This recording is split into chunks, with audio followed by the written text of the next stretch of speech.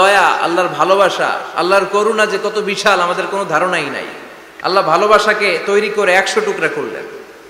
এক টুকরা ভালোবাসা পৃথিবীর সবার মাঝে ঢেলে দিলেন, আর 99 টুকরা ভালোবাসা আল্লাহ তাআলা নিজের মধ্যে রেখে দিলেন। ওই এক টুকরা ভালোবাসার ছিটে ফোটা পেয়ে আমাদের মধ্যে ভালোবাসার ঠেলা কি দেখছেন? এক টুকরা না দিয়ে যদি আল্লাহ 20 টুকরা দিত, যদি 50 টুকরা দিত, তাহলে প্রতিদিনই 14ই ফেব্রুয়ারি হয়ে যেত। কথা বলেন। দয়া, আমার রহমত, আমার ভালোবাসা ছাড়া কশিন কালেও কেউ জান্নাতে ঢুকতে পারবে আল্লাহ তখন তারে বলবেন, উদখুলুল জান্নাতা বিরাহমাতি, go to the paradise with my mercy, আমার দয়ায় এখন তুমি জান্নাতে ঢুকে যাও। চিল্লায় পড়েন সুবহানাল্লাহ। এজন্য মানুষ মাত্রই ভুল হবে, অন্যায় হবে। ভুল করা, পাপ করা, অন্যায় করা এটা দোষের কিছু না, কিন্তু পাপের উপর স্থায়ী থাকা হলো দোষের, ঠিক কিনা? শয়তান ভুল করেছে, অন্যায় করেছে, সাথে সাথে যদি শয়তান তওবা করতো, ইবলিস রেও মাফ করে দিত কে? কিন্তু সে মাফ চায় নাই। শয়তান আর ইনসান, এই দুইয়ের মধ্যে মৌলিক পার্থক্য হচ্ছে এটা। শয়তান পাপ করে পাপের উপর স্থির থাকে, আর আমরা পাপ করে মাফ চাই কার কাছে? আমাদের জন্য মাফ চাওয়ার দরজা খোলা আছে না নাই? সকালে গুনাহ করছি, দুপুরে মাফ করে দিবে কে? দুপুরে পাপ করছি, রাতে মাফ চাইলে ক্ষমা করে দিবে কে? 24/7 সব সময় এই মাফ চাওয়ার দরজাটা খোলা আছে না নাই? শুধুমাত্র কেবলমাত্র দুইটা সময় আল্লাহ তাআলা তওবা কবুল করে না। এক হচ্ছে বাদাল গারগারা। বাদাল গারগারা, মালাকুল মাউত যখন এসে রূহ ধরে টান দেয়, তখন গলায় গরগর গরগর শব্দ হয়। মালাকুল মাউতকে দেখে ফেললে আর তওবার কোনো সুযোগ নেই। সাইয়েদনা মুসা আলাইহিস সালাম তার চাচাতো ভাই কারণকে বলেছিল, সম্পদের যাকাত দাও, এ সম্পদ আল্লাহ দিয়েছে। কারণ বলে, আল্লাহ দেয় না, ইন্নামা উতীতুহু আলা ইলমিন ইনদি, আমি আমার ইন্টেলেক্ট, আমার সৃজনশীলতা, আমার বুদ্ধিমত্তা খাটিয়ে সম্পদ উপার্জন করেছি, আমি যাকাত দিব না। মুসা আলাইহিস সালাম বললেন, তাহলে আযাবের অপেক্ষা করো। কারণ বলল, পারলে আযাব নিয়ে আসো। রব্বুল আলামিন বললেন, ফাখাসাফনা বিহি ওয়া বিদারিহিল আরদ, ও মুসা নিরাপদ দূরত্বে তুমি সরে যাও, আমি এখনই কারুনকে তার সব সম্পদ সহ জামিনের মধ্যে দাবিয়ে দেব। কারণ তার সম্পদ সহ জামিনে দেবে যেতে লাগলো। আমি জায়গাটা নিজে দেখে এসেছি। মিশরের রাজধানী কায়রো থেকে 120 কিলো দূরে ফাইউম নামে একটা জেলা আছে, ওই জেলায় বহাইরা কারুন, কারণের সব সম্পত্তি আল্লাহ জামিনে দাবিয়ে দিয়েছে। হাঁটু পর্যন্ত দেবে যায়, সে ভেবেছে আমি বেঁচে যাব। কোমর পর্যন্ত দেবে গিয়েছে, বেঁচে যাব।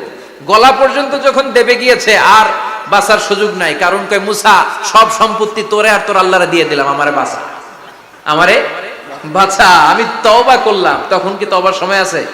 কথা কন। বাদাল গারগারা, মালাকুল মাউত যখন দেখে ফেলবেন, তখন তওবার সুযোগ আছে? ফেরাউনেরও একই দশা। লোহিত সাগরের পানি খেতে খেতে ফেরাউনের পেটটা যখন এত বড় হয়ে যায়, ফেরাউন হাত তুলে বলে, আনা মিনাল মুসলিমিন, আমি মুসলমান। আমি, এটা কোরআনের আয়াত কিন্তু, আনা মিনাল মুসলিমিন, বনি ইসরাইলরা যে আল্লাহর উপর ঈমান এনেছে, আমিও ফেরাউন সে আল্লাহর গোলাম। আল্লাহ বলে, দ্য টাইম ইজ আপ, সময় শেষ, এখন তোমার ঈমান কবুল করা হবে। তার মানে বাদাল গারগারা, তওবা কবুল হয় না।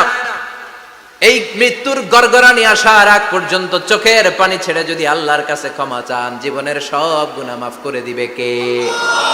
শয়তান আল্লাহরে বলল, মাবুদ, এত জান্নাত বানিয়ে কি লাভ? আপনার একটা বান্দারও জান্নাতে ঢুকাতে পারবেন না। আমারে বানিয়েছেন জাহান্নামী, আমি আমার সর্বোচ্চ চেষ্টা দিয়ে আপনার সবগুলা বান্দারে জামাতে জাহান্নামে নিয়ে একসাথে ঢুকবো।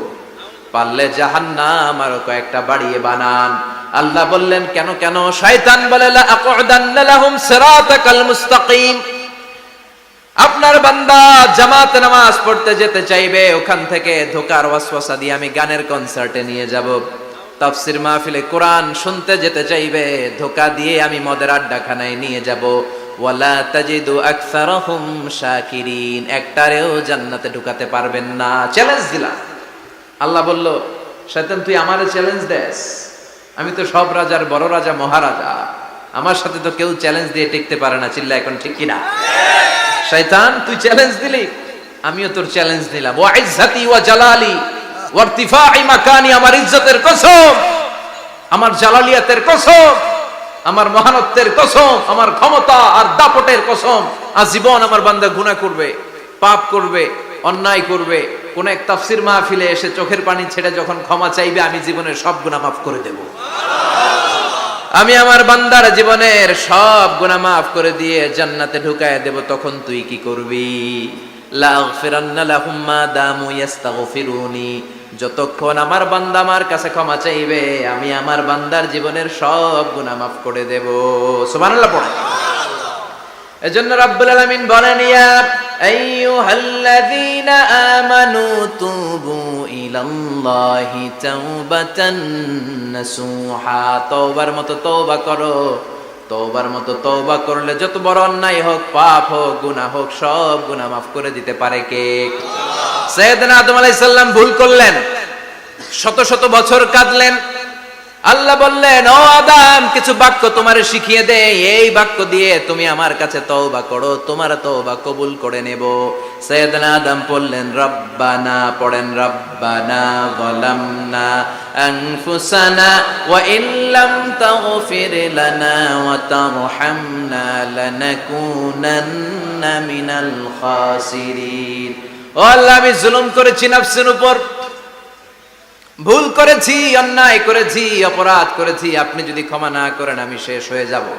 লানাকুনান্না মিনাল খাসিরিন, আমি ক্ষতিগ্রস্তদের মধ্যে শামিল হয়ে যাব। ঠিক কি না? এই আয়াত দিয়ে, এই দোয়া দিয়ে যখন সাইয়েদনা আদম তাওবা করলেন, মুহূর্তেই তাওবা কবুল করে নিয়েছে কে? আল্লাহ। আমরাও যদি পাপ করি, অন্যায় করি, আমাদেরও পাপগুলো মোচন করার একজন আছে না নাই? তিনি গাফিরিয যাম, কাবিলিত তাওব। ওনার কাজই হচ্ছে গুনাহ মাফ করা। শয়তানের কাজ ওয়াসওয়াসা দেওয়া, আমাদের কাজ পাপ করা, ওনার কাজ মাফ করা। আল্লাহ ডেকে বলে, গোলাম, তোরা যদি পাপ না করতি আর বারবার মাফ না চাইতি, তাহলে তোদেরকে ধ্বংস করে দিয়ে জমিনের বুকে এমন একটা জাতি আমি বানাতাম যারা পাপ করতো আর মাফ চাইতো, আর আমি মাফ করতাম। সুবহানাল্লাহ পড়েন। মাফ করতে আল্লাহর বড্ড ভাল লাগে, চোখের পানি দেখতে আল্লাহর বড্ড ভাল লাগে, কায়মনো বাক্যে কেউ দোয়া করছে এই দৃশ্য দেখতে আল্লাহর ভালো লাগে, চিল্লায় বলেন সুবহানাল্লাহ। এজন্য পাপ আমাদের যত বড় হোক, আমাদের জন্য মাফ আছে না নাই? দুইটা সময়ে তাওবা কবুল হয় না। এক নাম্বার হলো বাদাল গারগারা, মালাকুল মাউতকে দেখে ফেলেছেন, রূহ ধরে টান দিবে, তখন তাওবা করলে কবুল হবে? আরেকটা হচ্ছে বাদা তুলুইশ শামসি মিন মাগরিবিহা, কিয়ামতের আগ দিয়ে সূর্য আর পূর্ব দিক থেকে উদিত হবে না, এটা পশ্চিম দিক থেকে উদিত হবে, তখন তওবা করলে কবুল হবে। তখন তওবার দরজাকে বন্ধ করে দিয়েছে কে? আল্লাহ। এজন্য আমরা যে কোনো পাপই করি না কেন, পাপ হয়েই যেতে পারে, আশা হারানোর কারণ নাই। Never lose hope, never give up. মুমিন কখনো আশা হারায় না, মুমিন কখনো নিরাশ হয় না।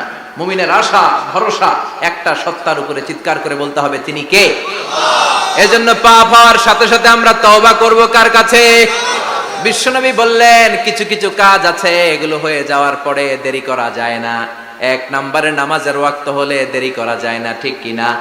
সালাতে কায়েম করো, সালাতে কায়েম করো, হবে সম্মানী তুমি, হবে জান্নাতি তুমি, হবে সম্মানী তুমি, হবে জান্নাতি তুমি, দিবে কাল হাসরে শীতল ছায়া আরশে আজিম, রব্বিয়াল আলা, রব্বিয়াল আযীম, রব্বিয়াল আলা, রব্বিয়াল আযীম। সুবহানাল্লাহ পড়েন।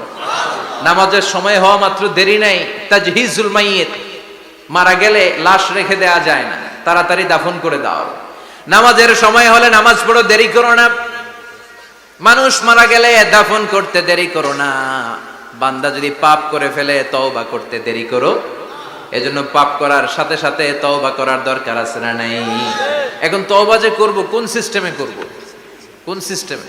ভুল হওয়া মাত্রই আপনি অনুতপ্ত হয়ে চোখের পানি ছেড়ে আল্লাহর কাছে মাফ চান, আল্লাহর কাছে ক্ষমা চান, এটার নামই তওবা। আমাদের দেশে হুজুর আইনা তওবা পড়ায়, আছে না নাই? আনন্দপুরে এগুলা নাই, আছে না? কয় ইমাম সাহেবরে নিয়ে আয়, খতিব সাহেবরে নিয়ে আয়, হাফেজ সাহেব হুজুরের নিয়ে আয়, তওবা পড়া। না, তওবা পড়ানো লাগে না, আপনার নিজের তওবা আপনি নিজেই পড়বেন। আপনি অনুতপ্ত হয়ে চোখের পানি ছেড়ে আপনার আল্লাহরে ডাক দেন, ডাক দেয়া মাত্র তিনি সাড়া দিবে, চিল্লায় বলেন ঠিক কি না? উলামায়ে কেরামরা তওবার 5টা শর্ত আরোপ করেছে। এই 5টা শর্তের আলোকে যদি তওবা করেন, মুহূর্তের মধ্যেই তওবা কবুল।